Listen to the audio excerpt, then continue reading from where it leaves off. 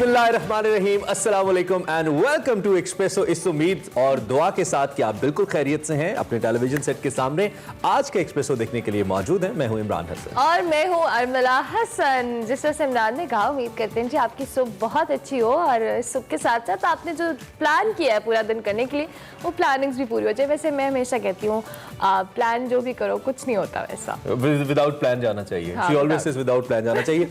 अगर हम थोड़ा सा ज्यादा सूफियाना सोचे तो ये बात दुरुस्त है, और अगर हम थोड़ा सा प्रैक्टिकल लाइफ को देखें तो नहीं, प्लानिंग बहुत जरूरी है। लेकिन हम इस वक्त ये बहस नहीं कर रहे, हम इस वक्त ये बात करने जा रहे हैं बिल्कुल सुबह में कि ऐसी कौन सी चीजें हैं जो आपके मूड को बिल्कुल सुबह अच्छा भी कर सकती है और बहुत खराब भी कर सकती हैं। और उन चीजों में अभी अभी हमने जिस पे बात की, चाय। अच्छी चाय मुझे लगता है कि मूड को बहुत अच्छा भी कर सकती है, और बुरी चाय कैसा मुंह बनाती है, ऐसा बुरी चाय से ऐसा मुंह बनता है। तो वैसे मुझे आज तक समझ नहीं कि अच्छी और बुरी चाय की डेफिनेशन क्या है। अच्छा, अच्छी चाय आपको पता है बहुत सारी कैटेगरीज होती हैं, हर एक को मुख्तलिफ तरह की चाय। किसी को दूध पत्ती पसंद होती है, किसी को होता है इलायची हो, सौंफ हो, प्रॉपर अदरक या सब डला हो चाय में। So that's how it is. लेकिन हमें यहाँ चाय मिलती है, लेकिन कभी कभी बहुत अच्छी मिलती है। अच्छा, चाय के हवाले से ये भी कि हमारा तो ये कौमी मशरूब है ही, मतलब जहाँ पे भी जाते हैं, दोस्तों में जाएं, फैमिली में जाएं, कहते हैं जी चाय पी लें, चाय पी के जाएं, ये तो है ही। लेकिन उसके साथ साथ अब चाय और कॉफी में कुछ लोग होते हैं कैसे डिफरेंस करते हैं। कॉफी को लोग थोड़ा सा क्लास के ज़रिए में ले लेते हैं, थोड़ा ज्यादा पढ़े लिखे, ज्यादा इंटेलेक्चुअल, ये होता है। मतलब सब नहीं, लेकिन बहुत सी जगहों पे ये होता है कि उसको डिफरेंशिएट किया जाता है कि यार आई डोंट लाइक चाय। लेकिन मुझे लगता है कि चाय हमारा यूनिवर्सल प्यार है पाकिस्तान में। हम अगर बात करें, आपने कॉफी को भी नाराज किया और चाय को भी नहीं। मैं तो, हमारा तो नाम ही एक्सप्रेसो है, लेकिन हम सॉरी, हम बात चाय की करें। हम चाय की करें क्योंकि हमें चाय मिलती है और हम चाय पीना चाहते हैं। तो अच्छी चाय आपका मूड अच्छा भी कर सकती है, बुरा भी कर सकती है। अगर आपको किसी के हाथ की चाय पसंद नहीं है, खुद बना के पी ले, मूड अच्छा रखें। इस सारी बात करने का मकसद ये था। Have a good day. अच्छा ठीक है, हाँ ठीक है। बताते हैं आपको आज की हेडलाइंस। हुकूमत का इलेक्शन कमीशन ऑफ पाकिस्तान से मुस्ताफी होने का मुतालिबा। इलेक्शन कमीशन अपनी जिम्मेदारी अदा करने में मुकम्मल नाकाम हो चुका, विफाकी वुज़रा बरहम। सिर्फ लॉन्ग मार्च या इस्तीफे भी, पीडीएम आज इस्लामाबाद में सर जोड़कर बैठेगी। सेनेट में पीडीएम का उम्मीदवार जीता, प्रिजाइडिंग ऑफिसर ने 7 वोट मनसूख करके अपना उम्मीदवार जितवा लिया, बिलावल भुट्टो जरदारी। कोरोना की तीसरी लहर ने खतरे की घंटी बजा दी। मास्क पहने, समाजी फासला रखें, जिम्मेदारी का मुजाहरा करें। क्या इलेक्ट्रिक कार के बाद अब जहाज भी बैटरी पर चलेंगे? जानिए सेगमेंट साइंस एंड टेक में। पुराने झरोकों, सरोकामत खिड़कियों, ऊंचे रोशनदानों और बरकी कुमकुमों से सजी गली सर्जन सिंह के बारे में हिना न्याजी बताएंगी सेगमेंट मेरा पाकिस्तान में।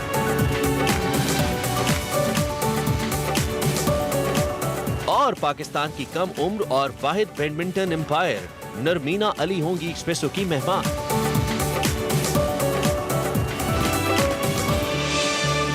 जी, हेडलाइंस आपने जानी, सेगमेंट्स तो हैं ही, खबरों पर भी बात होगी, कुछ गर्मा गर्म खबरें आज। लेकिन उससे पहले आपको बताएंगे आज की बड़ी खबर।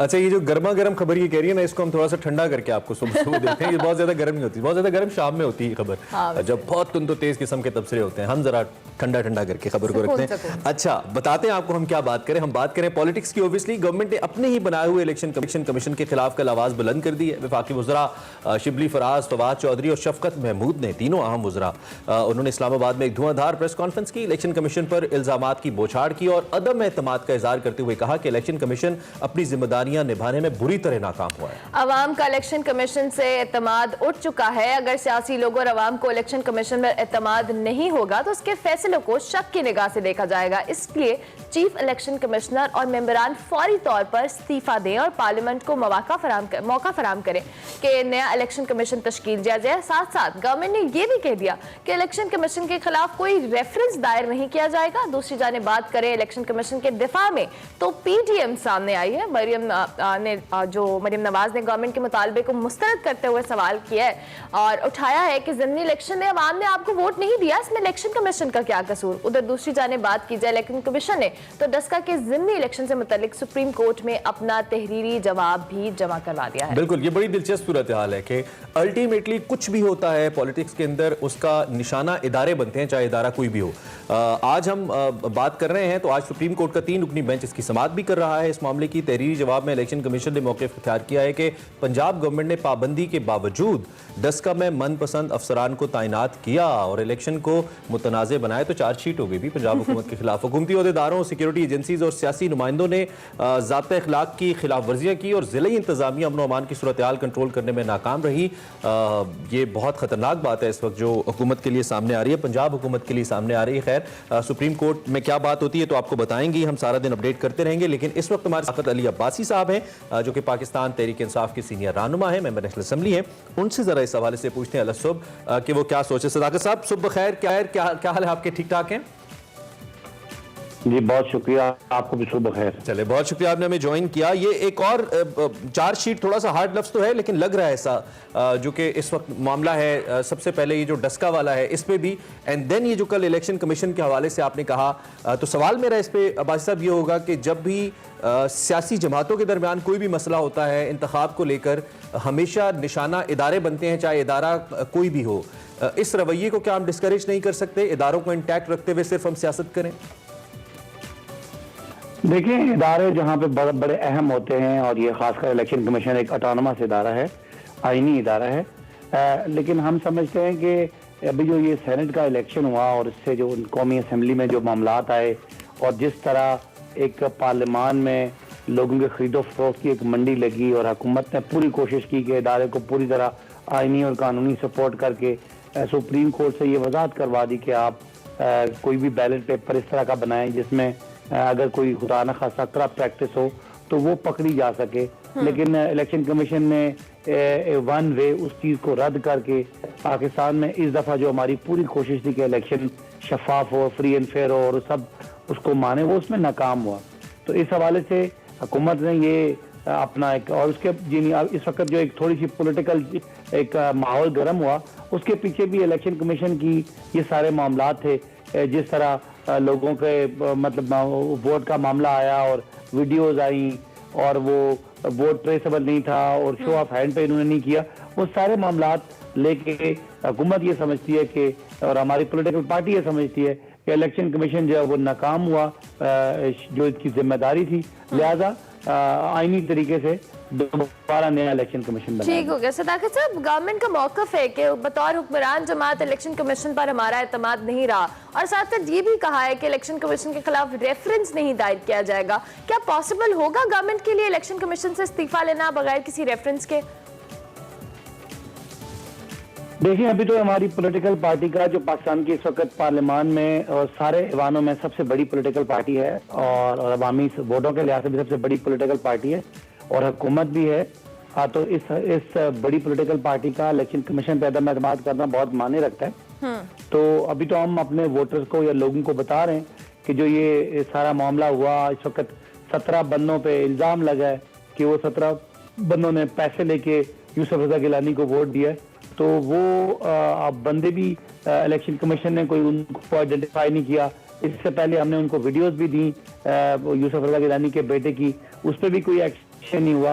तो फिर इसका मतलब ये है कि पाकिस्तान में ये जो ज़मीरों के सौदे अगर ये इसी तरह होते रहेंगे और इलेक्शन कमीशन अपनी जिम्मेदारी पूरी नहीं करेगा, तो क्या ये इस मुल्क के साथ फेयर है कि जो 8-8 लाख लोगों के नुमाइंदे हैं वो अगर 2 करोड़ या 4 करोड़ पे बिक जाएं और बिका हुआ पार्लियामान बैठा हो, कौम के फैसले करता हो, तो ये जिम्मेदारी किस पे है?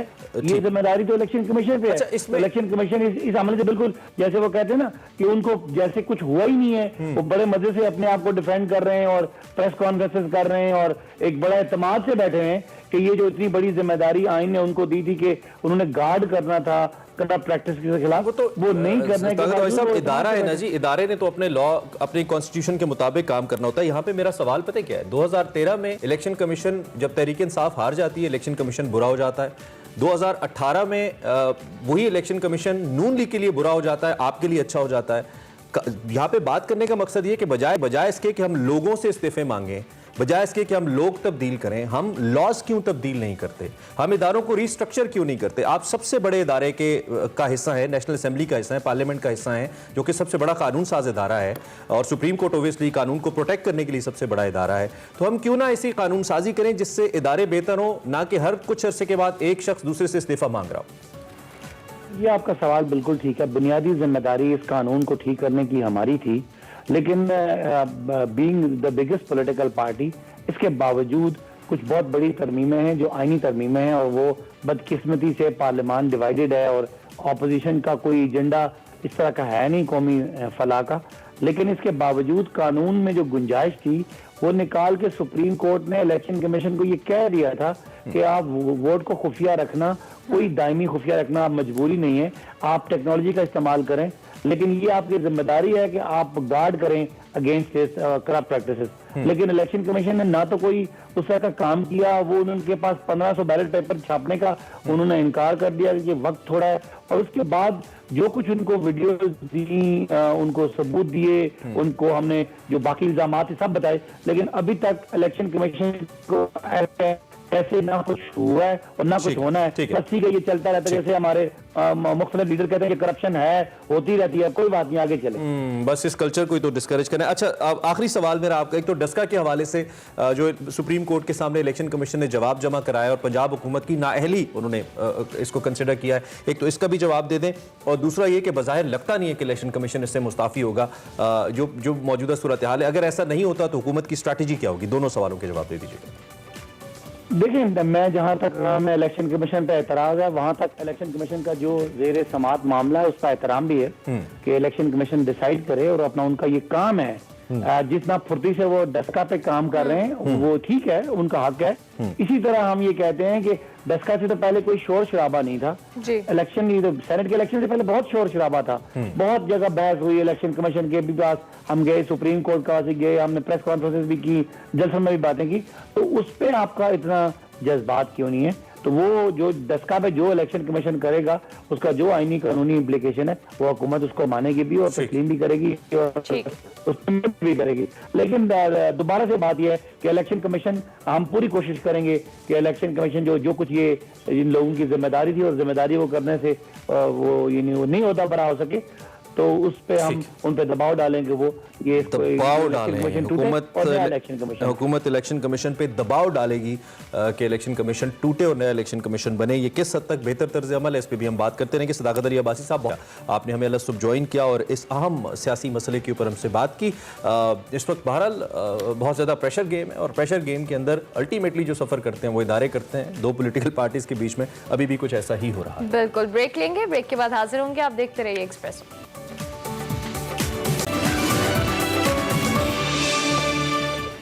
Welcome back to Expresso. बात करेंगे पाकिस्तान के अहम इशू की, एफएटीएफ की। तो पाकिस्तान ने एफएटीएफ के एक्शन प्लान पर कामयाबी से पेशरफ्त कर रहा है। 27 नकाती एक्शन प्लान में 24 पर अमल दरामद कर लिया गया है, जबकि 3 नकात पर काम जारी है।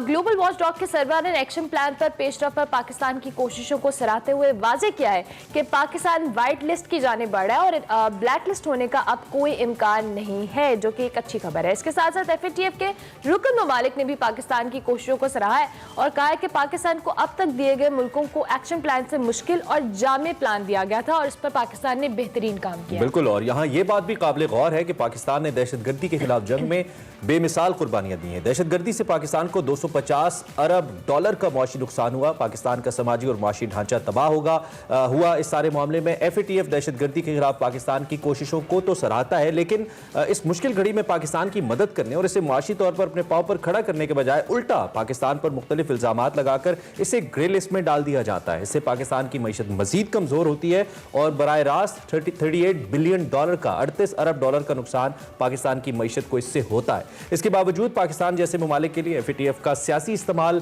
भी इस वक्त हम देख रहे हैं कि किया जा रहा है, दोहरा मेयार अपनाया जा रहा है। अफगानिस्तान में बड़े पैमाने पर गैर कानूनी रकम की तरसील होती है, जिस पर मुतअद्दिद आलमी इदारों और अक़वाम मुत्तहिदा की रिपोर्ट्स भी हमारे सामने हैं, लेकिन उस जानिब कोई तवज्जो नहीं देता। और अगर बात की जाए भारत की, तो आलमी इदारे फाइनेंस क्राइम्स इन्फोर्समेंट नेटवर्क की रिपोर्ट में इंकशाफ मौजूद है कि भारत की state bank, let me repeat, Bharat की स्टेट बैंक और इसके साथ 44 बैंक जो है वो 1.53 अरब डॉलर की मनी लॉन्ड्रिंग में मुलविस हैं। बिल्कुल, और ये काला धन बैनुल-अक़वामी दहशतगर्दी और मंशियात के फैलाव के लिए इस्तेमाल होता है। इसके साथ साथ अगर बात की जाए FATF के इजलासों में भारतीय सहाफ़ियों को सवालात के लिए मौके फराहम किए जाते हैं, लेकिन पाकिस्तानी सहाफ़ियों को सवालात का मौका नहीं दिया जाता।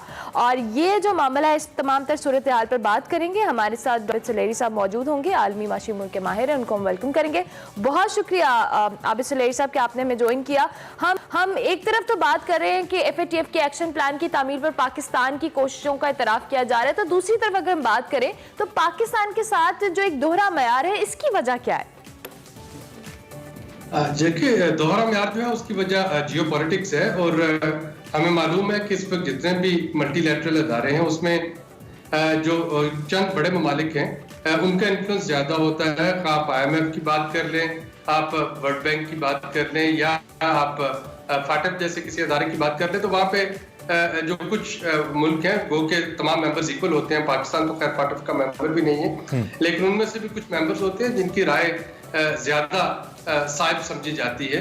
और फिर वहाँ पे जो ये इकोनॉमिक स्टेट क्राफ्ट जो है, जिसको हम कहते हैं कि use of economy as a statecraft major, कि इन चीज़ों को जो इस वक्त खित्ते की सियासत है, जो आलमी सियासत है, उस पर असरअंदाज होने के लिए इस्तेमाल किया जाता है। अब अगर मैं पाकिस्तानी की बात करूँ तो जैसा कि आपने अपने इब्तिदाई में फरमाया कि पाकिस्तान ने बड़ी कामयाबी के साथ ज़रबे जो था उस पर अमल किया। नेशनल एक्शन प्लान जो था उसको रोल आउट करते हुए पाकिस्तान को एक क्रॉनिक दहशतगर्दी जो थी उससे निजात दिलाई, जो कि शायद हमारे लिए उस वक्त कोविड से बड़ा खतरा था।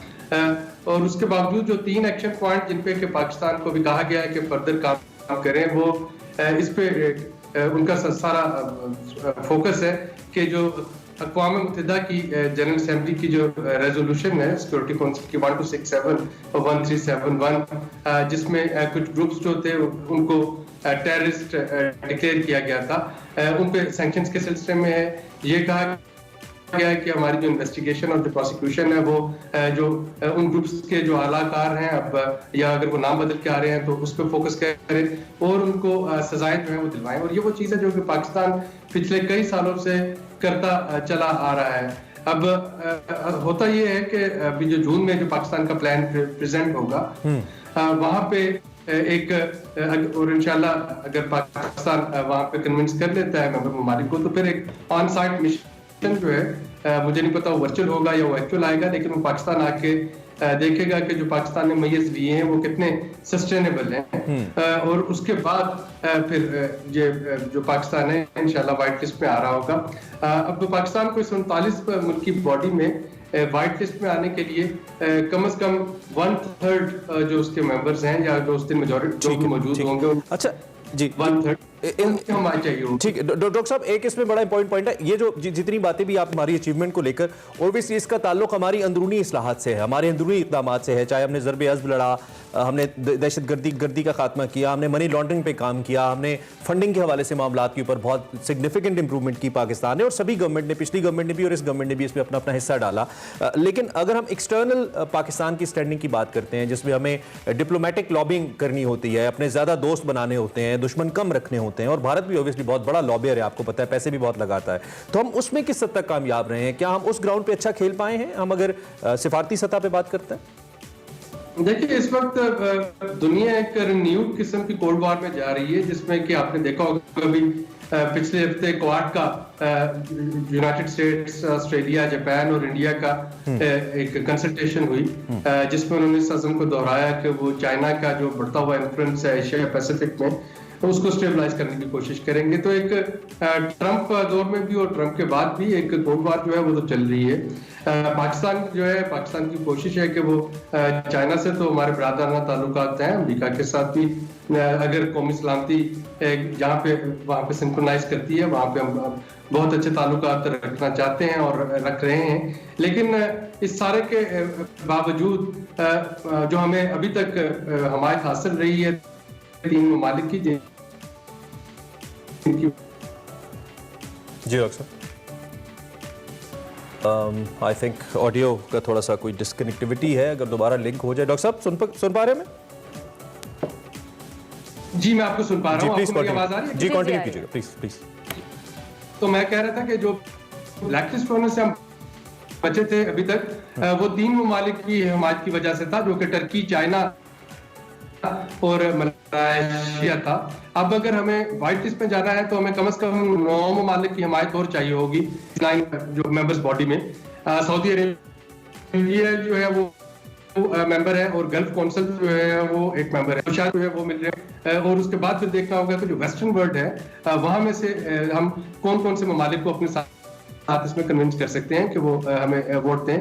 तो जो जियो पॉलिटिक्स है वो जाहिर है कि एक डिफिकल्ट चैलेंज है। इस पर जो डिप्लोमेसी है वो इकोनॉमिक डिप्लोमेसी है, और पाकिस्तानी हुकूमत इस पर कोशिश तो कर रही है कि जो एक ट्रेडिशनल डिप्लोमेसी थी उसको इकोनॉमिक डिप्लोमेसी के साथ मर्ज करके अपने जो मजीद हलीफ हैं फाटिफ के लिए वो पैदा किए जाएं। तो लेट्स सी कि जून तक ये आप कह रहे हैं कि ओबीसी डिप्लोमेटिक फ्रंट पे हमें ज्यादा एग्रेसिवली और ज्यादा विजिलेंट होके ज्यादा अपना जो खेल है वो करना पड़ेगा। Thank you very much. बहुत सब थोड़ा सा ऑडियो का इशू था, but we got your point कि हमारे साथ ऑलरेडी तुर्की, मलेशिया और चीन खड़े हुए थे इस पे। दीगर जो ममालिक हैं उसमें सऊदी अरब की हमें हिमायत हासिल हो सकती है। सऊदी अरब से हमारे बहुत ज़बरदस्त देरीना बरादराना इस्लामी ताल्लुकात भी हैं, हमारा ब्रदर इस्लामी मुल्क भी है, और जो वेस्टर्न वर्ल्ड है उसके साथ भी अगर हम डिप्लोमेटिकली अपने टाइज को ठीक करें तो हम इस हवाले से अपने हक में वोट ले सकते हैं। बिल्कुल। इसी नोट पर हमें एक ब्रेक लेनी है, ब्रेक के बाद हाजिर होंगे। आप देखते रहिए एक्सप्रेस।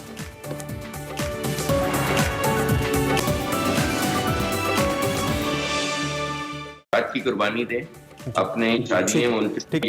अच्छा डॉक्टर साहब, हम चूंकि थर्ड वेव की बात करें, but still as you said कि you don't believe in the waves, but इस दफा सिम्टम्स थोड़े मुख्तलिफ हैं। हम अगर कोविड की बात करें तो सिम्टम्स लोगों को थोड़े से मुख्तलिफ लग रहे हैं। खास तौर पे जैसा कि मैंने पेट दर्द के हवाले से या स्टमक डिसऑर्डर के हवाले से बताया, तो क्या ये भी उसके साथ लिंक्ड है या इट्स अ डिफरेंट थिंग आपको लगता है? देखें, जो चीजें बदली, आप जिसको वेव कह रहे हैं, जो कि एस्केलेशन है। वेव में इसलिए नहीं लफ्ज यूज करता कि लोगों को परसेप्शन जाता है कि जैसे ही कम हुए केसेस तो वो मुबर्रा हो गए, अपनी लाइफ में जो मर्जी करें, नियो नॉर्मल से नॉर्मल आ गए, तो फिर ये एकदम बढ़ जाते हैं केसेस। तो इसलिए ये बताना जरूरी होगा कि ये कांस्टेंट फिनोमिनन, कांस्टेंट स्ट्रगल है for next 4 year, and we should be mentally physically prepared for a long haul thing. अच्छा, जहां तक आपका ये सवाल है कि जो इसकी अलामात हैं, सिम्टम्स हैं, मेरा नहीं ख्याल उनमें कोई भी मुख्तलिफ चीज है। अलामात इसके वही हैं जो शुरू से हैं, और वो हर इंसान में फर्क है। 1/3 यानी कि 33% ऐसे लोग हैं जिनको ये वायरस में मुब्तला होते हैं और उनको पता ही नहीं होता, और उनके इर्द गिर्द लोगों को नहीं पता होता, यानी कि वो कैरियर रहते हैं। जो बाकी लोग हैं उनमें बहुत वेरिएबल है। औरतों में, खवातीन में, खासकर यंग खवातीन में स्मेल का चला जाना, टेस्ट का चला जाना ज्यादा कॉमन है, जिसको हम कहते हैं ट्राइजेमिनल नर्व का इन्वॉल्वमेंट ज्यादा कॉमन है। बाकी जो मिडिल एज और हैं उनको डायरिया शुरू पे होता है और बाद में वो कॉन्स्टिपेशन हो जाती है, और पेट की भी उनको मरोड़ उठते हैं थोड़े से, और वो एक अच्छी अलामत है कि वो वायरस शेडिंग कर रहे होते हैं, क्योंकि ये वायरस इसलिए इम्पोर्टेंट है ये बताना कि ये स्टूल्स में भी जाती है, आपके यूरिन में भी जाती है, आपके स्लाइवा में भी होती है, आंखों के कतरों में भी होती है, यानी टीयर्स में। तो ये वायरस ऐसी है कि पूरी बॉडी में डिसेमिनेट करती है। हर इंडिविजुअल को मुख्तलिफ सिम्टोमेटोलॉजी कम्प्लेक्स होता है। ये तो माइनर सेल्फ लिमिटिंग है। असल चीज है जब उसको सांस में तकलीफ होती है, और जब वो सांस के लिए स्ट्रगल करता है, ये ज्यादा डेंजरस है कि जब लंग्स की इन्वॉल्वमेंट होती है, और लंग्स की इन्वॉल्वमेंट तकरीबन 35% में होती है, और खुदा न खास्ता उसके जरिए ज्यादातर मोर्टेलिटी उससे ड्राइव होती है और किसी चीज से नहीं। जब आपके लंग्स में नमोनिया शुरू हो जाते हैं और आपका क्लॉटिंग का मैकेनिज्म बहुत अपसेट हो जाता है, तो आप ब्लड क्लॉट इकट्ठा करना शुरू कर देते हैं, चाहे ब्रेन में हो, चाहे हार्ट में हो, और चाहे वो पल्मोनरी। ये ज्यादा डेंजरस हो जाता है। डॉक्टर साहब, एक सवाल यहाँ पे हम इस हवाले से भी कहेंगे कि हमने जिस तरह से आपने वेव की टर्म आप यूज नहीं करते, लेकिन हम इसके आगाज में देखें तो बहुत सारे हमने एहतियात भी की है, SOPs को फॉलो भी किया, लेकिन उसकी तरफ जब हम जिस तरह से अब का हम देखें, आवाम काफी रिलैक्स हो गई है। उस तरह से जैसे आपने मुबारक का वर्ड भी यूज किया, उस तरह से ध्यान भी नहीं दिया जा रहा, और दूसरी जानिब हम वैक्सीनेशन के हवाले से बात करें तो आवाम रिलक्टेंट भी है। So overall as a nation हमें कितना मजीद इस पे एहतियात की जरूरत है, इस हवाले से भी मेंशन कीजिएगा। बहुत ज्यादा एहतियात की जरूरत है, क्योंकि देखें हमारे दीन में भी 95% मुस्लिम अल्हम्दुलिल्लाह, ये है कि एक जान का बचाना ऐसे है इंसानियत बचा ली, एक जान का चले जाना ऐसे है जैसे पूरी इंसानियत मर गई। तो मैं इससे ज्यादा तो मेरा ख्याल है हुजूर सल्लल्लाहु अलैहि वसल्लम से ज्यादा कौन अल्लाह ताला को प्यारा होगा। उन्होंने मौत से पनाह मांगी, और ऐसी मौत कि जहां पे आपके रिश्तेदार पास खड़े होकर कुरान पाक भी नहीं पढ़ सकते और आप सांस के लिए स्ट्रगल करते हुए मर जाएं। तो मैं समझता हूं कि हमें इसको बहुत सीरियसली लेना है। जो आपने कहा कि ये जो हम नहीं ले रहे, इसको हम कहते हैं पेंडेमिक फटीग। कि कौन जो है इस वक्त पेंडेमिक फटीग में मुब्तला है। एक नंबर पे वो समझते ही नहीं कि ये उनकी प्रॉब्लम है, वो समझते हैं किसी और की प्रॉब्लम है। दूसरा वो ये समझते हैं कि शायद ये अफसाना है, ये हकीकत नहीं है। तो मैं ये समझता हूं कि इस वक्त बहुत ही डेंजरस हम फिनोमिनन से गुजर रहे हैं और हमें अपने आप को बचाना है, बहुत जरूरी है। डॉक्टर साहब, कोविड की डिटेक्शन के बाद खास तौर पे एडल्ट्स और जो थोड़ा सा इस एज के लोग हैं उनके हवाले से मैं पूछना चाहता हूं कि डिटेक्शन के कितने दिन तक आप वल्नरेबल रहते हैं? कितने दिन तक जब कोविड आपका डिटेक्ट हो जाता है तो कितने दिन का टाइम स्पैन होता है जिसमें आपको बहुत ज्यादा एहतियात की जरूरत होती है मेडिकली? देखिए, आप इसकी जो ट्रांसमिशन कर सकते हैं, जो अपने इर्द गिर्द के लोगों को लगा सकते हैं, वो वक्फा है तकरीबन 12 दिन का। 12 दिन के बाद आपको टेस्ट कराने की जरूरत नहीं है और आप अपना जो आइसोलेशन है वो खत्म कर सकते हैं। लेकिन आइसोलेशन खत्म का ये मतलब नहीं कि आप मास्क से भी आजाद हो गए, आप फिजिकल सोशल डिस्टेंसिंग से, और आपको हाथ भी धोने की जरूरत नहीं है। वो आपको कंटिन्यू करना पड़ेगा क्योंकि आपको दोबारा भी हो सकता है। लेकिन आपके अगर पीसीआर कराते हैं, जिसकी हम रिकमेंडेशन नहीं करते 12 दिन बाद कराने की, वो कई दफा 50% लोगों में पॉजिटिव होता है और कई हफ्तों पॉजिटिव रहता है। उसका ये मतलब नहीं है कि वायरस आप इन्फेक्ट कर पा रहे हैं। वायरस जो है ये आरएनए वायरस है, ये जब बॉडी क्लियर करती है तो ये फ्रेगमेंटेड हो जाती है। और जो हम पीसीआर का टेस्ट करते हैं, नाक से या गले से स्वाब लेते हैं, तो वो जब एम्पलीफाई करते हैं तो ओवर सेंसिटिव टेस्ट है, वो उन फ्रेगमेंट्स को बताना शुरू कर देता है पॉजिटिव की। But it is not necessary. और ये भी मैं बता दूं कि पीसीआर नेगेटिव का ये मतलब नहीं कि आप क्रिटिकली इल नहीं है। फेफड़े का इन्वॉल्व होना, आपकी क्लॉटिंग मैकेनिज्म, ये दो चीजें मोर्टेलिटी ड्राइव करते हैं।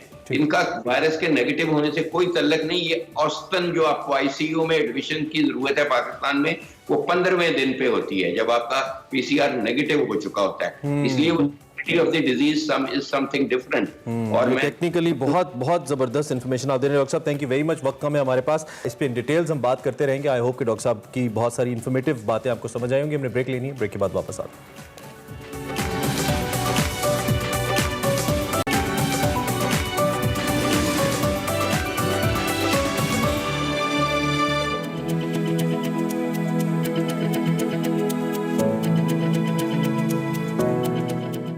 नाज़रीन, मैं हूं हिना नियाजी और आज मेरा पाकिस्तान के साथ मैं कदीम लाहौर दिल्ली गेट में गली सुरजन सिंह में मौजूद हूं। इस गली में हमें तुर्क तर्ज तामीर की एक झलक नजर आती है। बहुत खूबसूरत झरोके हैं, फूलों के गुलदस्ते हैं जो सयाहों को अपनी शहर में जकड़ लेते हैं। ये गली आजकल टॉक ऑफ द टाउन है। क्या खास बात है इस गली में, आइए जानते हैं।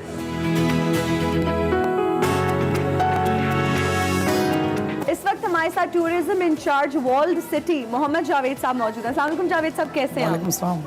जावेद साहब, मुझे ये बताइए कि इस गली को गली सुरजन सिंह क्यों कहा जाता है और सुरजन सिंह थे कौन? ये सिख दौर की बात है। ही वॉज अ हकीम, एक हकीम हुआ करता था। शायर भी थे और गली के बिल्कुल बिगनिंग में उनका घर था।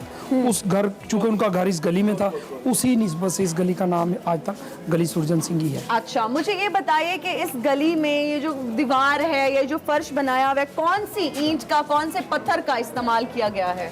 इस तरह की जो फसाड्स हैं घरों के, ये Walled City of Lahore Authority in collaboration with Aga Khan Cultural Trust of Pakistan, इनको शुरू में तो वर्ल्ड बैंक के तावन से शुरू हुआ था और रिसेंटली जर्मन एम्बेसी की फंडिंग भी यहाँ पर है। अगर हम ये देख रहे हैं सारा कुछ काम, इसके फसाड सारे, झरोके, लकड़ी का काम, कुमकुमे, ये लाइट्स अभी रिसेंटली लगाई गई हैं। तो ये सारा आगा खान वर्ल्ड सिटी ने मिलकर काम किया है। अच्छा, मुझे ये बताइए कि इसको कितने अरसे में रेस्टोर किया गया है? अगर आप बिल्कुल बिगिनिंग की बात करें तो ये स्टार्ट हुआ था 2006 में। अच्छा, 2006 से रिस्टोर होना ये शुरू हुई है नॉट ओनली दिस स्ट्रीट, ये यूँ नहीं, हम पूरे अंदरून शहर को रिस्टोर कर रहे हैं। उसमें से 57 के करीब गलियां रिस्टोर हो चुकी हैं, 800 के करीब घर भी रिस्टोर कर दिए गए हैं। अच्छा, मुझे ये बताएं कि कितने लोग आते हैं, टूरिस्ट आते हैं, क्या लाहौर से आ रहे हैं, अभी पाकिस्तान से आ रहे हैं, या कोई बाहर के मुल्क से भी लोग यहाँ आ रहे हैं? हाँ जी, बहुत खुशी की बात यह है कि फॉरेनर्स तो आते ही थे, तो लेकिन वो बड़ी बड़ी मॉन्यूमेंट्स देखकर चले जाते थे, जैसे कि शाही इमाम वजीर खान की मस्जिद, शाही मस्जिद, बिल्कुल ऐसी जगह पे। अंदरून शहर में इन गलियों में इतना ज्यादा फॉरेनर्स मैंने पहले नहीं देखे थे। अब जब से इन गलियों को हमने रिस्टोर किया है, यहाँ बहुत से गैर मुल्की सयाह भी आते हैं। अच्छा, मुझे ये बताएं कि ये जो ऊपर गुलदस्ते से बनाए हुए हैं और ये फूल हैं, झरोखे हैं, ये फिर इनको मेंटेन करना कितना मुश्किल है? पानी इनको कौन लगाता है? एक्चुअली हमारा अपना डिपार्टमेंट भी हॉर्टिकल्चर का, अच्छा। उसके अलावा जो कम्युनिटी है उनके साथ हम इन्वॉल्व होकर ये काम कर रहे हैं। ये भी आपने बास्केट्स की बात की है, हाँ जी। इनका डिजाइन देखें, आपको मस्जिद वजीर खान के पैटर्न नजर आएंगे। ओह यस, बिल्कुल बिल्कुल बिल्कुल।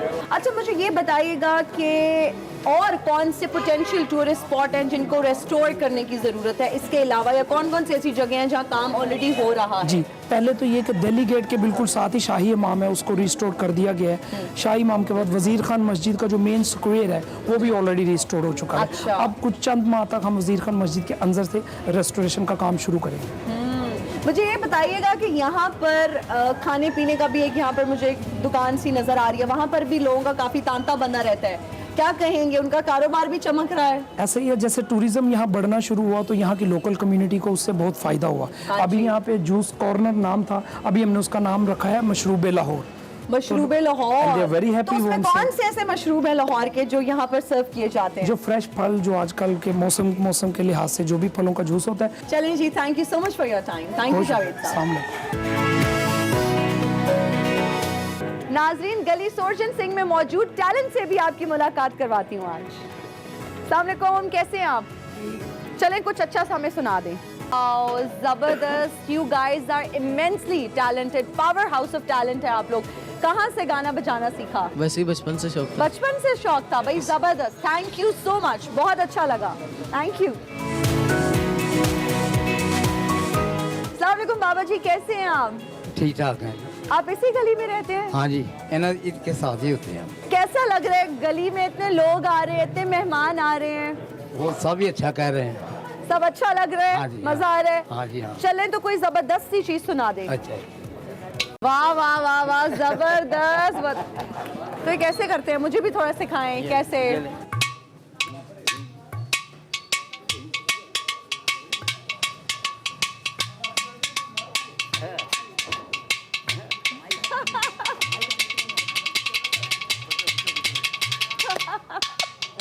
वाह वाह वाह वाह वाह वाह वाह वाह वाह वाह, जबरदस्त आवाज है आपकी, इतना खूबसूरत गाए और आप सब लोगों को इतना एंटरटेन कर रहे हैं, उनके चेहरों पे मुस्कुराहटें बखेर रहे हैं। अल्लाह ताला आपको हमेशा खुश रखे। सब दा भला, सब दी खैर, नैन परैन चलते रखे। देखते रहो espresso.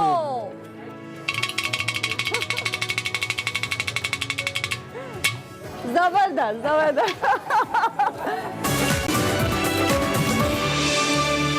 Welcome back to Expresso. Program के दूसरे हिस्से में आपको खुशामदीद कहते हैं और इसमें भी आपको एंटरटेन रखेंगे, साथ साथ इन्फॉर्म भी रखेंगे। बात करेंगे सबसे पहले आज भी हम पीडीएम का एक बड़ा इंपॉर्टेंट इजलास हो रहा है इस्लामाबाद में। सरबराही इजलास के हवाले से आपको बताएं तो इसमें लॉन्ग मार्च और इस्तीफों पर अहम फैसले मुतवक्के हैं और साथ साथ जो लॉन्ग मार्च है उसके दौरानिए और आदाफ पर भी गौर किया जाएगा। बिल्कुल, और इस्तीफों के मामले पर पीपल्स पार्टी और पीडीएम की दो बड़ी जमातों में इख्तलाफात की खबरें भी सामने आ रही है। मुस्लिम लीग नून और मौलाना फजल रहमान इस बात पर जोर दे रहे हैं कि लॉन्ग मार्च के साथ साथ इस्तीफों का ऑप्शन भी इस्तेमाल किया जाए और इसके साथ साथ मौलाना फजल रहमान ने वाजे किया है कि इस्तीफों के बगैर लॉन्ग मार्च की कोई अफादियत नहीं है। जबकि मरियम नवाज का कहना है कि आज इस्तीफों का मामला क्लियर हो जाएगा, जो इस्तीफों पर नहीं मानते उन्हें मनाने की कोशिश करेंगे। ताहम पीपल्स पार्टी लॉन्ग मार्च तो करना चाहती है लेकिन अभी तक धरने और इस्तीफों के मामले से गुरेज करी है। इसी तमाम सूरत हाल पर बात करेंगे। हमारे साथ मौजूद हैं अयाज खान साहब, सीनियर तज्ज़कारों ग्रुप एडिटर डेली एक्स। बहुत शुक्रिया अयाज साहब, गुड मॉर्निंग। और पीएसएल ट्रांसमिशन के बाद आज पहली बार आप हमें ज्वाइन करें, क्या कहेंगे? जी good morning both of you. यकीनन पीएसएल को तो ज़ाहिर है काफ़ी मिस कर रहा हूँ और वो जो जगादे का जो माहौल था और जितने खूबी से आप दोनों कर रहे थे वो बड़ा मज़े का इशू था। ये बोरिंग काम है ज़ाहिर है सियासत। लेकिन कोई नहीं, आप भी मिस कर रहे हैं मुझे पता है इमरान।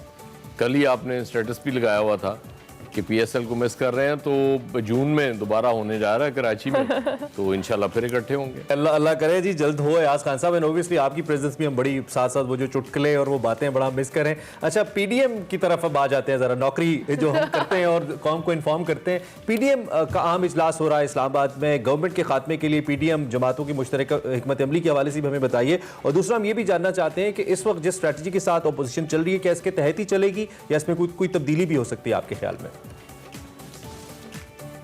देखिए, पीडीएम में अब जाहिर है चूँकि काफ़ी अरसा गुजर चुका है इन जमातों को साथ चलते हुए, और जो इन्होंने बहुत हाइप से बेसिकली इन्होंने शुरू किया था और लोगों में ये शायद तासुर पैदा कर दिया था कि बस ये गवर्नमेंट अब दिनों की मेहमान है, आज गई कि कल गई और इस्तीफे दे देंगे और उसके बाद कोई बात नहीं होगी और लॉन्ग मार्च होगा और ये एक तिनके की तरफ बह जाएगी हुकूमत। उसके बाद फिर आहिस्ता आहिस्ता पहले ज़िमनी इलेक्शंस में हिस्सा लेने का फ़ैसला किया इन जमातों ने, उसके बाद फिर सेनेट इलेक्शंस आ गए, तो लोगों को लगा कि शायद ये जो कह रहे थे वो करना नहीं चाह रहे। तो आज के इजलास से मुझे कुछ ज़्यादा तवक्कुआत नहीं है, क्योंकि ज़ाहिर है पीपल्स पार्टी का एक डिफरेंट स्टांस है। मौलाना फजलुर रहमान तो इस हवाले से गवर्नमेंट के हवाले से पहले दिन से हार्डलाइनर हैं। नवाज शरीफ साहब की सूरत हाल भी मिलती जुलती है, लेकिन मौलाना साहब के चूँकि स्टेक्स उतने नहीं हैं, वो इसलिए पहले दिन से वो ये कह रहे हैं कि जी इस्तीफे दे के बाहर आ जाएं। नवाज शरीफ साहब भी अब उनकी करीब करीब सोच हो गई है, लेकिन पीपल्स पार्टी की सोच इंटायरली डिफरेंट है इसमें। सर, मरीम नवाज साहिबा तो कहती हैं कि आज इस्तीफों का मामला क्लियर हो जाएगा, तो इस्तीफों पर नहीं मानते उन्हें मनाने की कोशिश कर लें, जबकि मौलाना फजल रहमान जैसे आपने भी कहा कि वो कहते हैं कि इस्तीफों के बगैर लॉन्ग मार्च की कोई अफादियत नहीं है। क्या नून लीग और मौलाना साहब इस्तीफों के मामले पर पीपल्स पार्टी को कन्विंस कर पाएंगे? सवाल ही पैदा नहीं होता। इसका सिंपल जवाब ये है, उसकी वजह ये कि हम पहले दिन से ये डिस्कस कर रहे हैं जब से ये मूवमेंट शुरू हुई है कि पीपल्स पार्टी की जो स्टेक्स हैं इस सिस्टम के साथ वो किसी और के नहीं है।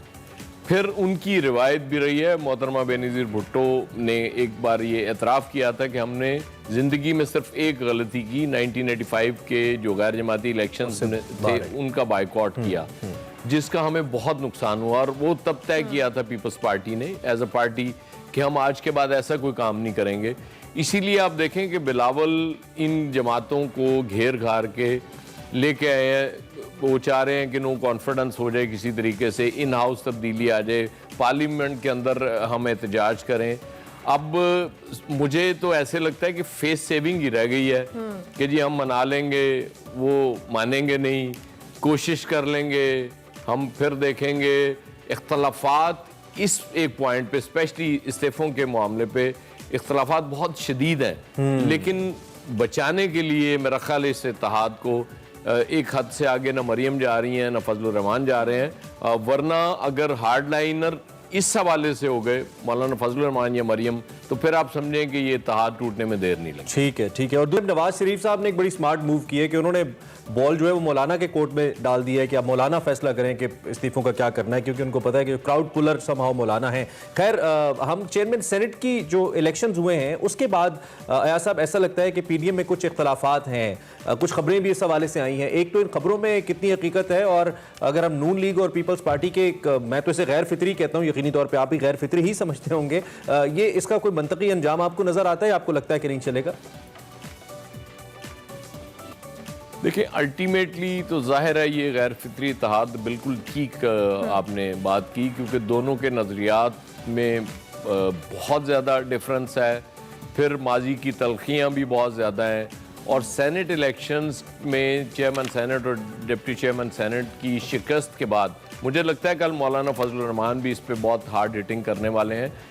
एक वो आप कह सकते हैं कि अदम एतमाद या कुछ ऐसी कि वो जिस पे आपको लग रहा हो कि एक दूसरे को आप शक की निगाह से देख रहे हो, आपको लगे कि इस पार्टी ने मेरे उम्मीदवार को वोट नहीं दिया, या इन्होंने वोट कट कर दिए, या वो जो मोहरें लगाई थी ये 7 लोग थे, इन्होंने इसलिए कर दिया कि यूसुफ रज़ा गिलानी ना जीते, और उसके बाद फिर पता फजलुर रहमान ये सोच रहे होंगे कि मेरे कैंडिडेट को तो और ज़्यादा उन्होंने क्लियर कट उससे मार्जिन से हरा दिया, अगरचे मौलाना गफूर हैदरी के 2 वोट ज़्यादा थे गिलानी साहब से जो वो रिज़ल्ट अनाउंस हुआ। तो मेरा ख्याल है कि वो बदएतमादी तो बहुत ज़्यादा है, और अल्टीमेटली ये इत्तेहाद कितनी देर चलेगा। मिसाक़ जमहूरियत के बाद भी हमने देखा कि इतनी शिद्दत से इख्तलाफात थे। जब जस्टिस इफ्तिखार चौधरी की बहाली का इशू था, अदलिया की बहाली का इशू था, उस पर भी जरदारी बिल्कुल नहीं मान रहे थे। फिर हमने देखा पंजाब में गवर्नर्स रूल लगा। तो ये सारा सिलसिला इसी तरह चलता रहता है, और अल्टीमेटली जाहिर है पार्टियों की राहें जुदा होनी होती हैं। अब कोशिश ये है कि बहुत ज़्यादा सही ना हो। अच्छा, ऐसा 26 मार्च से इस्लामाबाद की तरफ मार्च करने जा रही है पीडीएम, आप समझते हैं कि ये पीडीएम का लॉन्ग मार्च जो है इसके जरिए गवर्नमेंट को घर भेज पाएंगे? किसी सूरत नहीं भेज सकती, ये पीडीएम को भी मालूम है। जब मौलाना फजलुर रहमान कहते हैं कि लॉन्ग मार्च की अफादियत नहीं है इस्तीफ़ों के बगैर, तो उसका मतलब ये है कि इस्तीफ़े अगर आप नहीं देते तो वो उस तरह से सिस्टम चैलेंज नहीं होता। ज़ाहिर है जब असम्बलियों से आप लोग बाहर आ जाएंगे, स्पेशली पीपल्स पार्टी और PMLN अगर बाहर आती है मौलाना फजलुर रहमान के साथ, फजलुर रहमान साहब की तो इतनी सीटें नहीं है, लेकिन इनके निकलने से ज़ाहिर है गवर्नमेंट ये क्लेम तो करती है कि जी हम ज़िमनी इलेक्शन करा देंगे, लेकिन पॉसिबल नहीं होता इतनी सीटों पे ज़िमनी इलेक्शन कराने के लिए।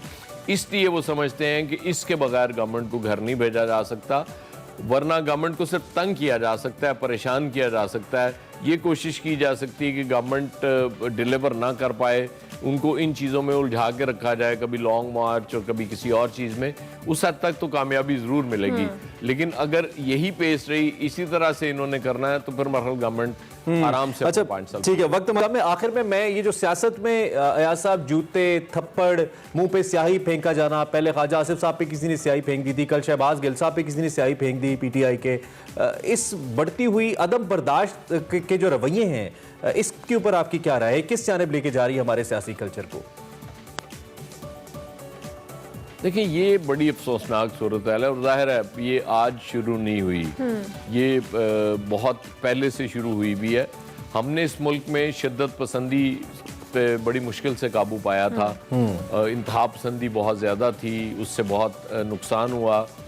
लेकिन अब ये जो अदम बर्दाश्त की सूरत हाल नज़र आ रही है, हम पॉलिटिकल उसमें पार्टीज़ में नॉर्मली जो इस्लामाबाद में वाक़या हुआ था वो भी बड़ा अफसोसनाक था, जब PTI के कारकुनान से तसादम हुआ था, PMLN के लीडर्स का आपस में बहस मुबाहिसा हो जाना, तसादम हो जाना, वो उससे फ़र्क इतना नहीं पड़ता, क्योंकि ज़ाहिर है वो फिर एक ही जगह उन्होंने बैठना होता है और फिर कहीं ना कहीं पैचअप हो जाता है। जब कारकुनों को आप इश्ताल दिला देते हैं, और इसमें सब शरीक हैं इस वक्त, ये नहीं कि कोई एक पार्टी इसकी जिम्मेदार है।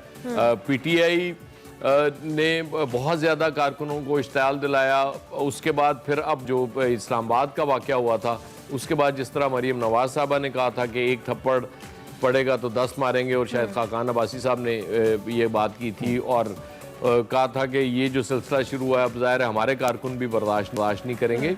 ये बहुत गलत अप्रोच है हमारी पॉलिटिकल लीडरशिप की। ये जितनी पॉलिटिकल लीडरशिप है, इनको मेरा ख्याल एक लम्हे के लिए रुक के सांस लेके सोचना पड़ेगा कि अल्टीमेटली ये चीज़ें कहाँ लेके जाएंगी, ये बर्बादी की तरफ लेके जाएंगी। इस तरह जमहूरियत को कोई फ़ायदा नहीं होगा, ना इन पॉलिटिकल पार्टीज़ को होगा। कारकुनों को आप क्या चाह रहे हैं कि खाना जंगी हो जाए खुदा न खास्ता इस मुल्क में?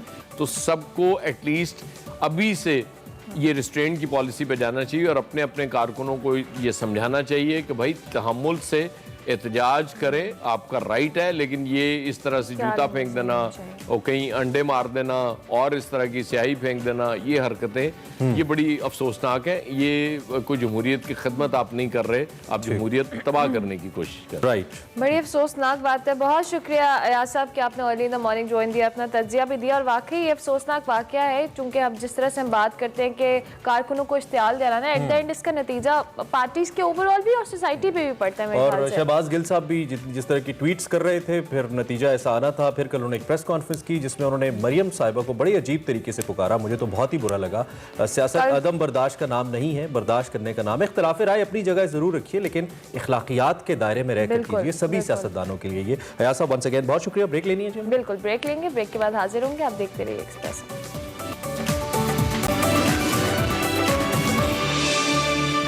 Welcome back to Express. और आके बढ़ते हुए अब आप को एक बार फिर एक ऐसी टैलेंटेड खातून से मिलाते हैं जिसका सेहरा हमारे सर को जाता है। हम ऐसी खवातीन से आपको मिलवाते रहते हैं जो ज़िंदगी के मुख्तलिफ शोबों में अपना लोहा मनवा रही हैं, नाम कमा रही हैं। सिर्फ अपना नाम नहीं बल्कि पाकिस्तान का नाम बुलंद कर रही हैं। और आज हम जिनकी बात कर रहे हैं उन्होंने कम उम्री में स्पोर्ट्स की दुनिया में नाम कमाया है और यूनिक सीरीज़ के अंदर अपनी जिम्मेदारियाँ निभाते हुए कम उम्र तरीन और पाकिस्तान की पहली वो खातून होने का एजाज़ हासिल किया है। आज बिल्कुल आपने उनको जाना है। हम बैडमिंटन के हवाले से नरमीना अली की बात कर रहे हैं। बिल्कुल, नरमीना इस वक्त हमारे साथ मौजूद है। Narmeena, thank you so much and welcome to Expresso. Narmeena, सबसे पहले तो ये बताएं कि लोग वैसे नॉर्मली खेलने को तरजीह देते हैं, बैडमिंटन हो या कोई भी स्पोर्ट हो। आपने खेल के सुपरवाइजर की जिम्मेदारियां संभाली हैं, यानी आप एम्पायर ही बन गई। इस सफर के हवाले से बताएं। बिस्मिल्लाहिर्रहमानिर्रहीम। Thank you so much for calling me here. Basically मेरी journey start as a player ही हुई। अच्छा। और मैं पाकिस्तान की नेशनल एथलीट भी हूँ और उसके साथ साथ मैं पाकिस्तान स्पोर्ट्स बोर्ड में एथलेटिक्स की ट्रेनिंग करती थी। तो वहाँ एक दफ़ा मैंने एक बैनर देखा जिसमें मेंशन था कि एक सिंध टेक्निकल ऑफिशियल्स का कोर्स कंडक्ट होने जा रहा है जी। तो फिर मैंने ऐसे ही उस कोर्स को अटेंड किया और फॉर्चुनेटली उससे पहले मैं एज अ रिक्रिएशनल तो बैडमिंटन खेलती रहती थी, बट एज अ प्रोफेशन और इस तरह से मैंने इसको फर्स्ट टाइम किया। और फिर वो आई थिंक 3 डेज़ का कोर्स था और उन 3 डेज़ के कोर्स में मैंने पूरे सिंध में जब उसका पेपर हुआ तो फर्स्ट पोजीशन सिक्योर की। तो मेरी उस अचीवमेंट ने मुझे जो है इंटरनेशनल सीरीज़ के लिए क्वालिफाई करने के लिए सिलेक्ट किया। तो इसमें भी क्या एज की कैटेगरीज होती हैं? और दूसरा ये कि आप इतनी कम उम्र है तो क्या आप नेशनल और इंटरनेशनल मुकाबले कंडक्ट कर सकती हैं, क्वालिफाई करती हैं आप उसके लिए? जी recently from the last 2 years first मैंने यूनिक्स इंटरनेशनल सीरीज़ 2019 में कंडक्ट की थी। उसके बाद 57 national badminton championship, junior national championship और अभी रिसेंटली 4 सद्दा में हमारी 58 नेशनल सीनियर बैडमिंटन चैम्पियनशिप हुई है। तो मैं ये सारी चैम्पियनशिप्स कंडक्ट करती आ रही हूँ। मैं ऐसा लगता है कि मैं छोटी सी हूँ और सबको ऐसा फील होता है कि मैं मैचेस कंडक्ट नहीं कर पाऊँ। मैं पहली दफ़ा इंटरनेशनल यूनिक सीरीज़ में गई थी तो किसी को मेरे बारे में इतना कुछ पता नहीं था और सब ये बिल्कुल समझ रहे थे कि मैं एक छोटी सी लड़की हूँ और मैचेस कंडक्ट नहीं कर पाऊंगी। तो नरबीना, जब आप पॉइंट्स देती हैं, जो प्लेयर्स खेल रहे होते हैं फौरन आपकी बात मान लेते हैं या कहते हैं कि नहीं आपको नहीं पता, हमें ज़्यादा पता है? अक्सर होता है प्लेयर्स एग्रेसिव हो जाते हैं पॉइंट्स देने के ऊपर। जी बिल्कुल, जी बिल्कुल ऐसा होता है। लेकिन माशाल्लाह से मैच पे और मैचेस पे और जब आपके पास अपने फील्ड में कमांड हासिल हो, आपको रूल्स एंड रेगुलेशन हर चीज़ के बारे में प्रॉपर पता हो तो फिर बहुत आसान हो जाता है आपके लिए कि प्लेयर्स को समझाना। वो जाहिर है वो खेल रहे होते हैं पूरे साल, उनकी प्रैक्टिस होती है और वो एक एक पॉइंट को लेके बहुत कंसर्न होते हैं। ऐसा बहुत दफ़ा होता है, अभी लास्ट नेशनल्स में भी हुआ था। जी बिल्कुल, ठीक हो गया। अच्छा नरमीना, चूंकि आपने बात की कि आप चूंकि रिएक्शन बड़ा डिफरेंट होता है क्योंकि आपको देखने में क्या लड़की है, छोटी एज की है और इस तरह के मामला। आपकी फील्ड में और भी लड़कियां हैं जो रिप्रेजेंट कर रही हैं मुख्तलिफ, अगर हम कंट्रीज की बात करें, और अगर आप अकेली हैं सो मजीद क्या रिएक्शन होता है? पॉजिटिविटी आती है आपको? कहीं से लोग आपको पॉजिटिव रिस्पांस देते हैं कि एज अ गर्ल आप काम कर रही हैं? जी बिल्कुल, बहुत ज़्यादा पॉजिटिव रिस्पांस आता है। मैं इस चीज़ के लिए बहुत शुक्रगुजार हूँ पाकिस्तान बैडमिंटन फेडरेशन को और स्पेशली जो उनके जनरल सेक्रेटरी हैं Wajid Ali Chaudhry. He is the one जो कि बहुत ज़्यादा यूथ की डेवलपमेंट पे वर्क कर रहे हैं। उन्होंने ही ये चांस दिया, मुझे आगे बढ़ने का मौका दिया। तो मैं समझती हूँ कि इस तरह अगर उस पर और ज़्यादा मेहनत की जाए तो और बहुत सारी लड़कियाँ मेरी तरह आगे आ सकती हैं। ठीक है, हमें पता चला है कि आपने मास्टर्स भी कर लिया, उसके बारे में भी हमें ज़रूर बताइएगा। इतनी छोटी भी नहीं लग रही आप अपनी तालीम को देखते हुए माशाल्लाह। दूसरी जानिब ये है कि अक्सर जब लोग स्पोर्ट्स के अंदर आते हैं नरमीना, तो वो लोग मेन स्ट्रीम पे खेलना चाहते हैं क्योंकि जो एक स्पोर्ट्स गर्ल होती है या जो एक स्पोर्ट्समैन होता है उसका अवाम के अंदर उसकी मकबूलियत भी अपनी होती है, फिर फाइनेंशियली भी वो ज़रा ज़्यादा स्ट्रांग होता है, पैसे वैसे भी ज़्यादा कमाते हैं जो लोग खुद खेलते हैं। लेकिन आपका शोबा थोड़ा सा मुख्तलिफ हो गया, आप दो कि आप खुद भी एक एथलीट हैं, तो क्या ये फाइनेंशियली भी और सोशली भी, being an umpire, being a referee, ठीक है? अच्छा शोबा है, इसको आप समझती हैं कि मुस्तकबिल में इसको लेके चल सकती हैं आप? अगर बात की जाए पॉपुलैरिटी की और लाइक पब्लिश की, तो बिल्कुल आपकी बात बिल्कुल सही कह रहे हैं कि एज अ प्लेयर आप ज़्यादा चीज़ों में इन्वॉल्व रहते हैं, ज़्यादा एक्टिविटीज़ होती है, लेकिन एज ए एम्पायर या एज अ रेफरी जो है आपको कम एक्सप्लोजर मिलता है। लाइक मेरी बात कर लें, 2019 में ये हुआ था और 2021 में अब मैं आई हूँ ऑन स्क्रीन। तो ये है कि उस तरह की आपकी फैन फॉलोइंग्स नहीं होती है, क्योंकि थैंक यू सो मच। तो होता ये कि सब जो है प्लेयर्स को ही ज़्यादा सपोर्ट करते हैं हर लिहाज से, और इस चीज़ को थोड़ा कम समझा जाता है। लाइक इवन के अगर कहीं एज अ गेस्ट किसी को इनवाइट भी किया जाता है तो वो कभी भी रेफरी एम्पायर तो मैंने नहीं देखा, हमेशा प्लेयर्स ही इन्वाइट हुए होते हैं। जी ठीक हो गया। तो क्या कहना चाहेंगी नमीना उन तमाम लड़कियों को जो आपको देख रही हैं, और चूंकि आपने जिस तरह से एक टैबू को ब्रेक ही किया है कि लोग ज़्यादातर स्पोर्ट्समैन बनना चाहते हैं, स्पोर्ट्स वुमेन बनना चाहते हैं, और आपने एक डिफरेंट फील्ड चुनी, पहले आपकी प्रायोरिटी पे और चीज़ थी, अब आपने उसको डिफरेंट तरीके से लिया। सो क्या मैसेज देंगी हमारे प्लेटफॉर्म से जो आप जैसी लड़कियां जो इस करियर को परस्यू करना चाहती हैं? देखिए, सबसे ज़्यादा मैं उन गर्ल्स से पहले मैं उनकी फैमिलीज़ को, उनके पेरेंट्स को ये देना चाहती हूँ मैसेज, स्पेशली फादर्स, जो कि मदर्स का तो इतना ज़्यादा वो नहीं होता कि ज़ाहिर है सारे डिसीजंस जो है वो फादर्स ही घर पे लेते हैं। तो मैं सबसे ज़्यादा रिक्वेस्ट करना चाहूँगी उनकी फैमिली से और फादर्स से कि लाइक मेरे father he has been so much supportive to me, even what whoever I am today just because of him, because he is a big fan of cricket. तो उनके साथ ही बचपन से मैं स्पोर्ट्स को देखती रही, स्पोर्ट्स में इन्वॉल्व रही और इस हद तक आगे आ सकी। तो मैं ये चाहती हूँ कि आप सबको चाहिए कि आप अपनी बेटियों को अलाउ करें घर से बाहर आना। और मैं समझती हूँ कि मैं ही नहीं, मैं और मेरी जैसी कितनी लड़कियां इस वक्त घर में मौजूद होंगी जो कि बेइंतहा टैलेंटेड होंगी। फैमिली मेंबर्स हैं। अच्छा, एक सवाल मेरा रह जाएगा और वो बड़ा एक डिफरेंट और अच्छा एंगल है, वो ये है कि बहुत सारे लोग जो खुद खेल नहीं सकते, आप तो लकीली खुद खेल भी सकती हैं, लेकिन बहुत सारे लोग ऐसे हैं जो खुद खेल नहीं सकते लेकिन स्पोर्ट्स पे उनका बहुत इंटरेस्ट होता है, तो उनके लिए बड़ी अच्छी फील्ड हो सकती है कि वो ट्रेनिंग ले, पढ़ें और अंपायर बन जाएं या रेफरी बन जाएं। तो इसके लिए तरीकाकार या मैकेनिज्म क्या है, आप क्या गाइड कर पाएंगी जो लोग आपको देख रहे हैं कि ये तरीका फॉलो करें तो आप इस फील्ड में आ सकते हैं, खेल नहीं भी सकते तो मैदान का हिस्सा बन सकते हैं? बेसिकली होता ये है कि हर प्रोविंस लेवल पे जो है इसके different technical officials courses conduct किए जाते हैं, जिसकी हर जगह आप अगर जाएंगे पाकिस्तान बैडमिंटन फेडरेशन या सिंध बैडमिंटन एसोसिएशन के पेज पे तो वो मेंशन होता है कि इस तरह के कोर्सेज होने जा रहे हैं। तो उनको चाहिए कि वो कोर्सेज अटेंड करें, उनको ज्वाइन करें, और हर फेडरेशन वेलकम करने के लिए तैयार है एज ए टेक्निकल ऑफिशियल सब लोगों को। ठीक हो गया। थैंक यू सो मच नवीना, बहुत अच्छा लगा आपसे बात करके। आप इसी तरह से अच्छा सा काम करती रहें, पाकिस्तान का नाम रोशन करती रहें। We are so proud of you, और आप जैसी बहुत सारी लड़कियों को आप इनकरेज कर रही हैं कि उस तरह की फील्ड को अडैप्ट करें और आगे आएं। Thank you so much for joining us Inn Express and that green blazer that always inspires us, और खास तौर पे जब लड़कियों ने पहना होता है तो अब बहुत ही अच्छा लगता है, क्योंकि पाकिस्तान जैसे ममालिक के अंदर ये ट्रेंड कम रहा है, दो कि बहुत बड़ी बड़ी स्पोर्ट्स के अंदर भी खवातीन सामने आई हैं, लेकिन हम लाते रहेंगे ऐसे चेहरों को आपके सामने। So thanking Namina once again. Let's take a break के बाद आएंगे तो कुछ मे बी ऐसा ही इससे मिलता जुलता और भी आपके लिए हमारे पास एक सुबह कीप वॉचिंग।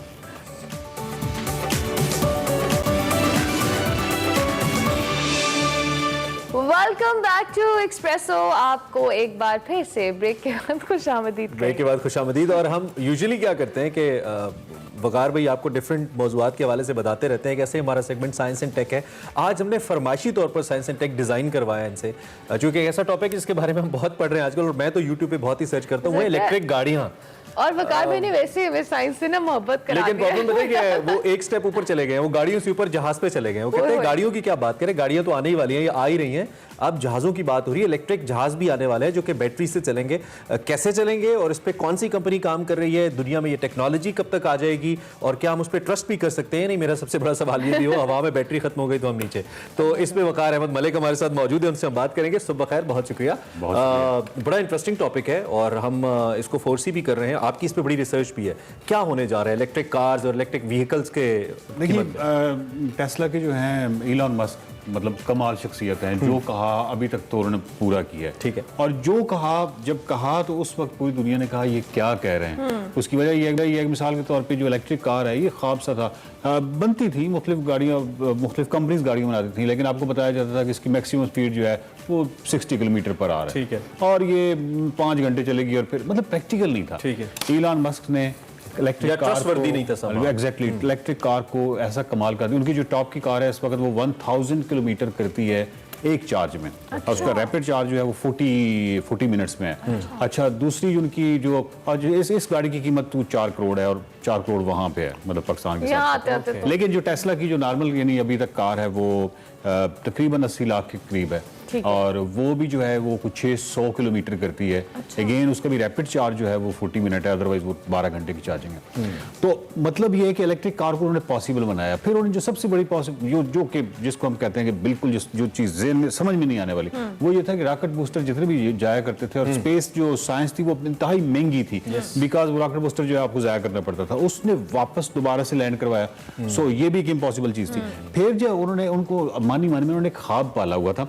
तो अभी 2-3 साल पहले उन्होंने बताया कि मेरी बड़ी ख्वाहिश है कि इलेक्ट्रिक प्लेन जो है वो, लेकिन वो ऐसे ख्वाब देखते हैं अच्छा, लेकिन वो ख्वाब जो है उसकी ताबीर जो है वो कर लेते हैं। अब मिसाल के तौर पे इसमें 2 चीजें जो हैरत अंगेज हैं, वो ये है कि वो रनवे वगैरह के कायल नहीं है कि जहाज जो है वो किसी रनवे पे चल के और फिर आगे खास स्पीड मोमेंटम पकड़ के, वो कहते हैं कि वर्टिकल, जिस तरीके से आपने हॉलीवुड की मूवीज की तरह हॉलीवुड की जो मूवीज आपने देखी है वो एक का मतलब जिस तरह कारें से उड़ रही होती हैं, तो बुनियादी तौर पे वो चाहते हैं कि एक तो वर्टिकल हो, उसकी जहां से मर्जी वो उठ के उड़ जाए और दूसरा ये है कि उसकी जो स्पीड है वो सुपरसोनिक हो, यानी आवाज की रफ्तार से तेज सफर करे। और इन दोनों चीजों पे वो लगे हुए हैं। मतलब अभी तक जो टेस्ला जो सबसे ज्यादा काम कर रहा है वो बैटरीज पे कर रहा है, क्योंकि मेरा ख्याल है कि आप भी ये समझते हैं और हम भी समझते हैं कि अगर बैटरीज जितनी जबरदस्त हो जाएंगी पूरी दुनिया में एक इनकलाब आ सकता है, क्योंकि बैटरीज की एक लिमिट है, फिर उनकी एक लाइफ है, इन चीजों को ठीक करने की जरूरत है। मिसाल के तौर पर इस वक्त 250 पर किलोग्राम जो है उस वक्त तक पहुंच चुके हैं और अगर वो जहाज के लेवल पे पहुंचना चाहते हैं तो उनके लिए 400 वाट आवर पर किलोग्राम के लेवल पर इनके लिए कितना आसान होगा, क्योंकि स्पेस टेक्नोलॉजी को लेकर इनका बड़ा काम भी है और बड़ा नाम भी है। लोग इन पे तनकीद भी बहुत होती है, मुख्तलिफ औकात में तनकीद में भी रहते हैं अपने बड़े बड़े दावों को लेकर, लेकिन जैसा कि आपने कहा कि सच कर दिखाते हैं। ये डुएबल किस तरह है, खासतौर पर जब हम इलेक्ट्रिक प्लेन्स की बात करें, और क्या ये सिर्फ प्राइवेट जहाज ही होंगे या पैसेंजर प्लेन्स भी हो सकते हैं? पैसेंजर प्लेन तक जाना चाहते हैं ये। बेसिकली पहले एक 2 सीटर और 4 सीटर के बाद ये पैसेंजर प्लेन तक जाना चाहते हैं। और इसको एक चीज़ ज़हन में रखिएगा कि क्योंकि वो उसका नाम मतलब वो टेस्ला है, तो टेस्ला है तो इसका मतलब है कि वो 100% अपना जब तक नहीं करेगी तो उस वक्त तक तो ऑफकोर्स वो कमर्शियल, और इसके लिए उनको गवर्नमेंट की बहुत ज़्यादा ज़रूरत होगी, क्योंकि एविएशन का ये जितना प्रोसेस है या जो कुछ भी है इसके लिए गवर्नमेंट जिस तरीके से नासा जब तक नहीं करेगी तो उस वक्त तक तो ऑफकोर्स वो कमर्शियल, और इसके लिए उनको गवर्नमेंट की बहुत ज़्यादा ज़रूरत होगी, क्योंकि एविएशन का ये जितना प्रोसेस है या जो कुछ भी है इसके लिए गवर्नमेंट जिस तरीके से नासा और स्पेस एक्स आपस में मिलकर तो एक कोलैबोरेशन के साथ उन्होंने काम किया है। नासा गवर्नमेंट है, स्पेस एक्स प्राइवेट है, लेकिन इस तरीके से एक दूसरे के साथ किया है। तो एविएशन का भी जो गवर्नमेंट का सेक्टर है उस पब्लिक सेक्टर उसको मिलके काम करना पड़ेगा तो ही जाके, क्योंकि बहुत सारे आगे अच्छा, ये जो आप कह रहे हैं कि इस पे रिसर्च करें, काम भी करें, उनका ख्वाब है, डुएबल कितना अर्सा हम एक्सपेक्ट करें कि अगर ये उनका? इसमें 2 एंगल हैं। एक तो ये है कि अगर आप किसी बहुत टेक्निकल आदमी से पूछेंगे जो कि साइंटिस्ट टाइप होगा, जिसने हो सकता है कि टेस्ला में काम किया हो, तो वो तो आपको कोई बहुत ही टेक्निकल बातें बताएगा। अच्छा, मुझसे पूछेंगे तो मैं कहूँगा कि अच्छा भाई मुझे तो इलॉन मस्क का बैकग्राउंड या उसका जो पूरा ट्रैक रिकॉर्ड है, उसकी जो हिस्ट्री है, उस हिसाब से मैं देखूंगा तो मुझे लग रहा है कि 3-4 सालों में इस बंदे को लेके आ जाना, ये हो के मतलब डेफिनेटली ये डुएबल है। ठीक है, अगर हो जाएगा तो कितनी बड़ी डेवलपमेंट होगी, ये बहुत बड़ी, ये दुनिया चेंज हो जाएगी, दुनिया पूरी तब्दील हो जाएगी। देखिए उसकी जो कास्ट है, जो हम जैसे मुल्क तो खरीद ही नहीं सकेंगे, अरबी शेख खरीद रहे होंगे, देखिए ना वो, और हम फिर वीडियोस ही देख रहे हैं। टेक्नोलॉजी है ना, अब टेक्नोलॉजी वंस जब भी आती है तो आपको पता है एक दफा तो वो महंगी होती है। जो इलेक्ट्रिक कार जो है, ये इलेक्ट्रिक कार अभी मैं भी पढ़ रहा था कि चाइना जो है वो पाकिस्तान में वो कर रहा है। आप इमेजिन कीजिए कि वो जो टेक्नोलॉजी है वंस अगर वो कर लिया तो उसके बाद तो मुख्तलिफ कंपनीज हैं जो कि आप के साथ अडॉप्ट कर सकती है और आपके लिए वो लाइक फेजिबल हो सकता है या हम भी खरीद सकते हैं। तो अच्छा, इसमें आपको लगता है कि हमारे क्लाइमेट और एनवायरनमेंट की जो तब्दीलियां उसके लिए भी ये बहुत बेहतर होगा, क्योंकि हम फ्यूल से शिफ्ट कर तमाम फॉसिल फ्यूल जो है वो तमाम खत्म अगर हो जाता है और इलेक्ट्रिक उस पर चले जाते हैं तो मतलब इन्वायरमेंट सबसे पहली जो चीज़ है उस पर इफेक्ट पड़ेगा। सबसे बड़ी जो चीज़ है कास्ट पे, यानी आपकी जो ट्रैवलिंग कॉस्ट है वो एकदम रिड्यूस हो जाएगी। और ये तमाम सुपरसोनिक स्पीड से और देखिए एक और जो सबसे खूबसूरत बात है कि हो सकता है कि हम अपनी जिंदगियों में मैं तो लगाऊंगा और आप अटक जो है अपने किसी जहाज पे, अपने जहाज पे और उतारने का सबसे बड़ी बात है जहाज उतारने का, घर में उतारना मतलब ये तो पहले शेख चिल्ली बन गया। यार सुबह सुबह ऐसी बातें भी होनी चाहिए, एम्बिशियस भी जिंदगी में होना चाहिए। ambitious नहीं है, बहुत कुछ मतलब अजीब है। हम कब तक मायूसी में रहे, हम कुछ भी हो सकता है। और दूसरा, गवर्नमेंट इस पे काम करिए इलेक्ट्रिक व्हीकल्स को लेकर, जिसके ऊपर गवर्नमेंट ने पॉलिसी में भी कुछ नरमी की है। और जैसा कि हम कह भी रहे थे कि कंपनी ने ऐलान भी किया है कि सवाल से लेकिन अभी आप सिर्फ गाड़ियों पे रहते हैं, आप जहाज पे ना बोलते हैं। ऐसे लोग सिर्फ हंसते हैं और फिर जब हम जैसे लोग कामयाब हो जाते हैं तो फिर माशाल्लाह माशाल्लाह, तालियां बजाएंगे आप खड़े होके। चले वगार भी, थैंक यू वेरी मच। हम अपने झगड़े में आपको भूल गए, थैंक यू वेरी मच, बहुत शुक्रिया। बड़ी जबरदस्त इन्फॉर्मेशन आपकी नोट पे हमने ब्रेक लेनी है, और ब्रेक के बाद हमें समरीन खान ज्वाइन करेंगी जो कि जबरदस्त साइकिलिस्ट है और उन्होंने जिंदगी में क्या अचीव किया, क्या करने जा रही है, ब्रेक के बाद आपको बताएंगे।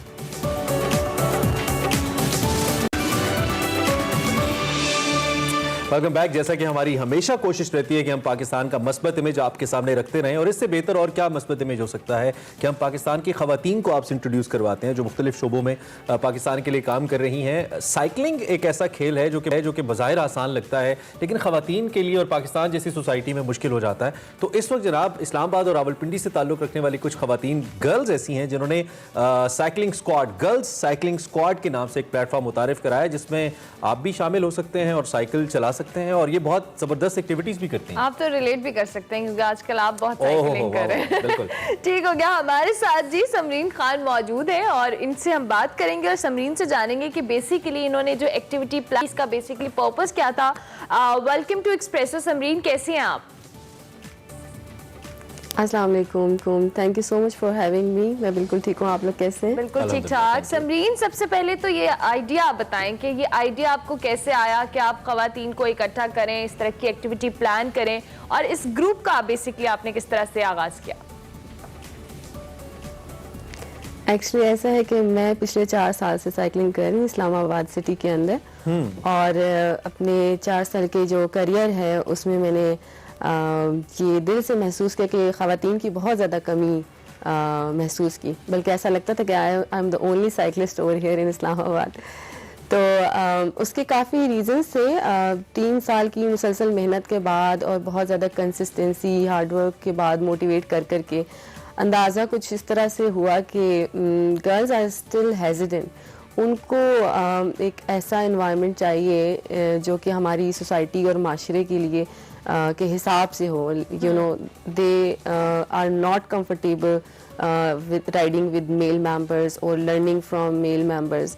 कभी वो खुद कंफर्टेबल नहीं होते, कभी घर से परमिशन नहीं होती, कभी पेरेंट्स नहीं अलाउ करते, हस्बैंड्स नहीं अलाउ करते, भाई नहीं चाहते कि बहनें जाके किसी मेल मेंबर के साथ साइकिलिंग करें और सीखें। तो ये एक बहुत बड़ा रीज़न था, हालांकि मेरे लिए बहुत सरप्राइजिंग था, बिकॉज पीपल थिंक कि भाई Islamabad is a very modern city, but यहाँ पर मैंने बहुत ही डिफरेंट पिक्चर देखी।